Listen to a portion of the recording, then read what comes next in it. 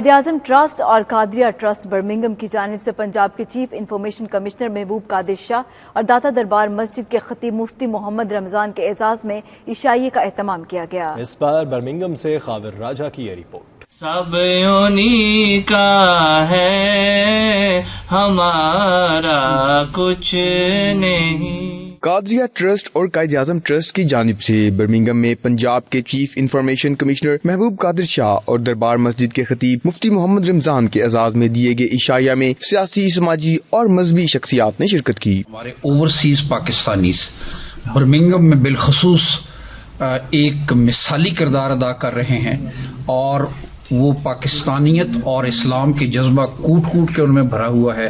میں بنیادی طور پہ یہاں پہ رائٹ ٹو انفارمیشن کے حوالے سے، چونکہ میں پنجاب چیف انفارمیشن کمشنر ہوں، تو میں اس کا پیغام لے کے آیا تھا۔ چیئرمین قائد اعظم ٹرسٹ راجہ اشتیاق نے تقریب کی صدارت کی۔ اس موقع پر محبوب قادر شاہ اور مفتی محمد رمضان کا کہنا تھا کہ اوورسیز پاکستانی جذبہ ایمانی، حب الوطنی اور انسانیت کی خدمت میں بے مثال ہیں۔ اس موقع پر راجہ اشتیاق اور پیر طیب الرحمان نے معزز مہمانوں کا شکریہ ادا کیا۔ ان کا کہنا تھا کہ آج کی تقریب میں اوورسیز پاکستانیوں کو درپیش مسائل پر گفتگو کی گئی۔ ان کا مزید کہنا تھا کہ پاکستان نے ماضی کی غلطیوں سے سبق حاصل کر کے درست سمت کا تعین کیا ہے۔ آج جو ہمارے مہمان خصوصی برمنگھم میں آئے جناب محبوب قادر شاہ صاحب، جو چیف کمشنر پنجاب گورنمنٹ ہیں، ہم ان کو ویلکم کرتے ہیں۔ آج اوورسیز کے حوالے سے یہ تبادلہ خیال کیا گیا کہ یہاں کے جو ہماری مسلم کمیونٹی کے لیے جو مسائل ہیں اس کے حوالے سے ہم کیا بہتر کر سکتے ہیں تاکہ ہمارا تعلق اپنے وطن کے ساتھ اور مضبوط۔ تقریب کے اختتام پر پاکستان کی تعمیر و ترقی اور کشمیر کی آزادی کے لیے خصوصی دعا کی گئی۔